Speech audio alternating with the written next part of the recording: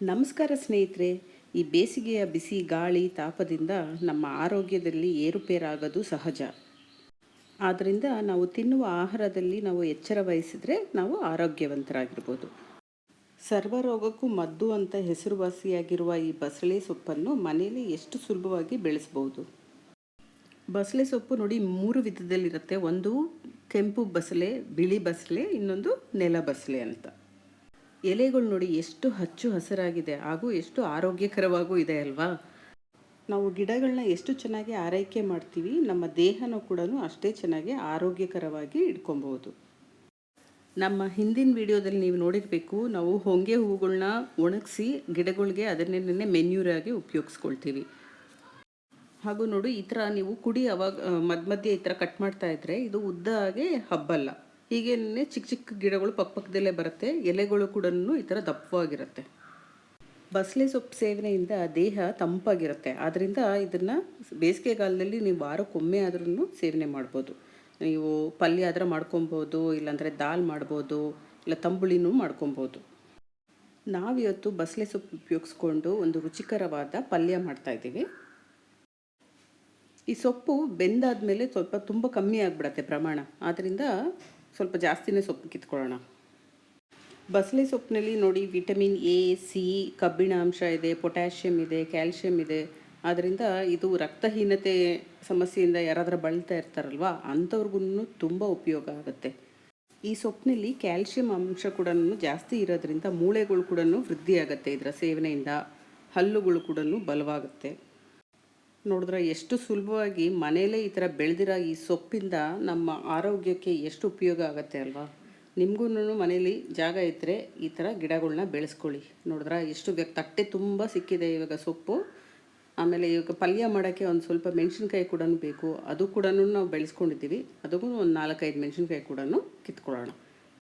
ಈಗೇನು ಒಂದೊಂದ್ಸಲ ನಾವು ದುಡ್ಡು ಕೊಟ್ಟರು ನಮಗೆ ಇಷ್ಟು ಫ್ರೆಶ್ ಆಗಿರೋ ಸೊಪ್ಪು ತರಕಾರಿಗಳು ಸಿಗೋದೇ ಇಲ್ಲ. ಆದ್ದರಿಂದ ಸಮಯ ಸಿಕ್ಕಾಗೆಲ್ಲ ನಿಮಗೆ ಮನೇಲಿ ಜಾಗ ಇದ್ದರೆ ಈ ಥರ ಸಣ್ಣ ಪುಟ್ಟ ಗಿಡಗಳನ್ನ ಬೆಳೆಸ್ಕೊಳ್ಳಿ.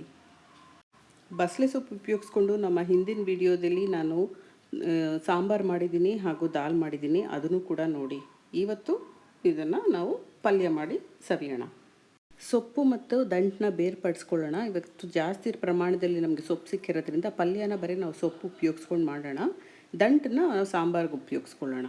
ನಿಮ್ಗೇನಾದ್ರು ಕಮ್ಮಿ ಪ್ರಮಾಣ ಇದ್ದರೆ ನೀವು ದಂಟು ಕೂಡ ಸಣ್ಣದಾಗಿ ಹೆಚ್ಚಿ ಪಲ್ಯ ಮಾಡ್ಕೊಬೋದು. ಬಸಳೆ ದಂಟು ನೋಡಿ ಎಷ್ಟು ಎಳೆಯದಾಗಿದೆ. ಇದನ್ನು ಸಾಂಬಾರ್ಗೆ ಉಪಯೋಗಿಸ್ಕೊಂಡ್ರೆ ತುಂಬ ರುಚಿಕರವಾಗಿರುತ್ತೆ.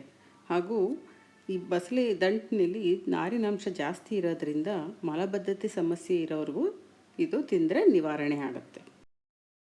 ಈ ಬಸಳೆ ದಂಟನ್ನ ಈ ಥರ ಸಣ್ಣ ಸಣ್ಣ ತುಂಡು ಮಾಡಿ ನಾವು ಹೀಗೆ ನೆಟ್ಟರೆ ಪಾಟ್ನಲ್ಲಿ ಇದು ಗಿಡ ಆಗಿ ಚೆನ್ನಾಗಿ ಬರುತ್ತೆ.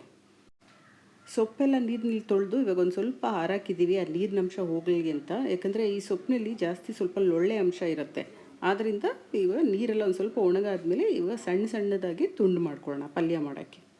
ನೋಡಿ, ಈ ಗಿಡದ್ದು ಒಂದು ಅಂಶ ಕೂಡ ನಾವು ಯಾವುದೂ ವೇಸ್ಟ್ ಮಾಡೋಂಗಿಲ್ಲ.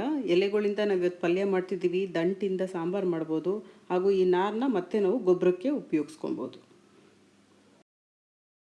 ಬನ್ನಿ ಇವಾಗ ಅಡುಗೆ ಶುರು ಮಾಡೋಣ. ತುಂಬಾ ಸಿಂಪಲ್ ಇದು. ಒಂದು ಪ್ಯಾನ್ನಲ್ಲಿ ಎಣ್ಣೆ ಹಾಕ್ಕೊಳ್ಳಿ. ಎಣ್ಣೆ ಕಾಯ್ದ ನಂತರ ಸ್ವಲ್ಪ ಸಾಸಿವೆ ಹಾಕೋಣ. ಸಾಸಿವೆ ಸಿಡಿದ ನಂತರ ಒಂದು ಸ್ವಲ್ಪ ಹಸಿಮೆಣಸಿನ್ಕಾಯಿ ಹಾಗೂ ಒಣಮೆಣಸಿನ್ಕಾಯಿ ಮತ್ತು ಬೆಳ್ಳುಳ್ಳಿ ಪ್ರಮಾಣ ಜಾಸ್ತಿ ಬೇಕು ಈ ಪಲ್ಯಕ್ಕೆ. ನಿಮಗೆ ಹಸಿಮೆಣಸಿನ್ಕಾಯಿ ತಿನ್ನೋಕೆ ಇಷ್ಟ ಇಲ್ಲ ಅಂದರೆ ಒಣಮೆಣಸಿನ್ಕಾಯಿನೇ ಉಪಯೋಗಿಸ್ಕೊಬೋದು.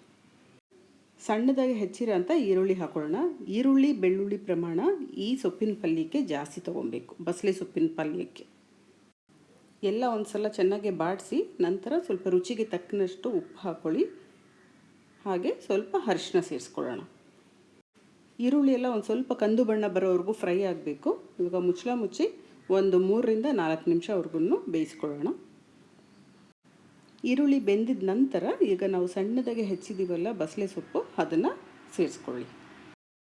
ಈ ಉರಿ ಬಿಸಿಲಿಗೆ ನೀವು ಕೂಡ ಬಸಳೆ ಸೊಪ್ಪಿನ ಖಾದ್ಯಗಳನ್ನ ಮಾಡಿ ಸವಿಯಿರಿ. ಸೊಪ್ಪು ಹಾಕಿದ್ಮೇಲೆ ಏನು ಮುಚ್ಚಳ ಮುಚ್ಚೋದು ಬೇಕಾಗಿಲ್ಲ. ಯಾಕಂದರೆ ನಾನು ಮೊದಲೇ ಹೇಳ್ದಂಗೆ ಈ ಸೊಪ್ಪಿನಲ್ಲಿ ಸ್ವಲ್ಪ ಲೊಳ್ಳೆ ಅಂಶ ಇರುತ್ತೆ. ಆದ್ದರಿಂದ ಹಾಗೇನೇ ಈ ಥರ ಬಾಡಿಸ್ಕೊಂಡು ಹಾಗೆ ಸ್ವಲ್ಪ ಫ್ರೈ ಆಗೋಕ್ಕೆ ಬಿಡೋಣ. ನೋಡಿದ್ರಲ್ಲ, ನಾವು ಸೊಪ್ಪು ಕೀಳಬೇಕಾದ್ರೆ ಎಷ್ಟೊಂದು ಎಲೆಗಳಿತ್ತು. ಇವಾಗ ನೋಡಿ ಅದು ಬೆಂದಾದ್ಮೇಲೆ ಎಷ್ಟು ಕಡಿಮೆ ಪ್ರಮಾಣ ಆಗಿದೆ. ಕೊನೆಗೆ ರುಚಿಗೆ ತಕ್ಕನಷ್ಟು ಹಸಿ ಕಾಯಿ ತುರಿ ಹಾಕ್ಕೊಳ್ಳಿ. ಅದ್ಭುತವಾದ ಬಸಳೆ ಸೊಪ್ಪಿನ ಪಲ್ಯ ರೆಡಿಯಾಗಿದೆ. ರೊಟ್ಟಿ ಜೊತೆ ಚಪಾತಿ ಜೊತೆ ಅದ್ಭುತ ಕಾಂಬಿನೇಷನ್.